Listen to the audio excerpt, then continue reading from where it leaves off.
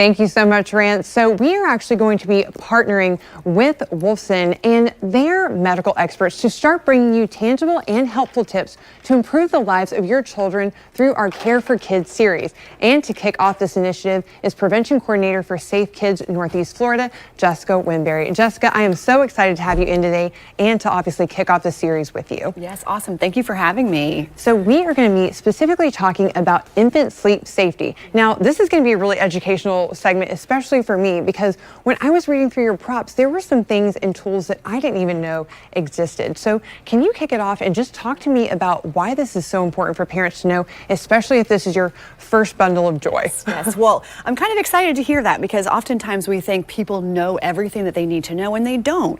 And just having a baby, you know, they don't come with manuals. They do not. They do not. And so it's really important to make sure you're prepared before you go home from the hospital or, leading up to having your baby. And one of the biggest things that we want to be safe about is how they're sleeping. So we know we lose more babies under the age of 1 to something related to sleep, typically suffocation, than almost anything else. So this is really important. We don't hear about it all the time. So there are lots of things. So sometimes it sounds kind of scary to new parents, but there's so many things we can do to prevent this from happening. And then we can take that worry off our plate. Right, exactly. So what are some of the basic things that parents need to know about when they are bringing home an infant from the hospital? And you mentioned suffocation. Oftentimes this just comes from co-sleeping. Obviously, you are running on no sleep, you're exhausted, you're worried. So tell us how we can combat some of those things. So it's kind of simple. I mean, nothing but baby. So when we think about sleeping, it should be nothing but baby. So we want them to be in their own sleep environment. So this pack and play that we talked about earlier is one of those safe options. So we can do a pack and play, we can do a crib, or we can do a bassinet. Those are the 3 options that are really safe.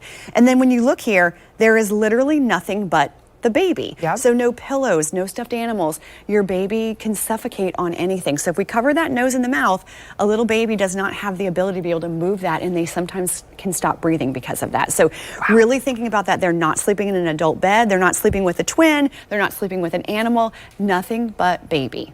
Can I ask you a question? I've always wondered, is it better on the back or on the stomach when it comes to things when you're mentioning suffocation, which I'm acting like a pancake. I'm like, you can tell who's the parentless person in here, but this is great education for me if I'm ever in charge.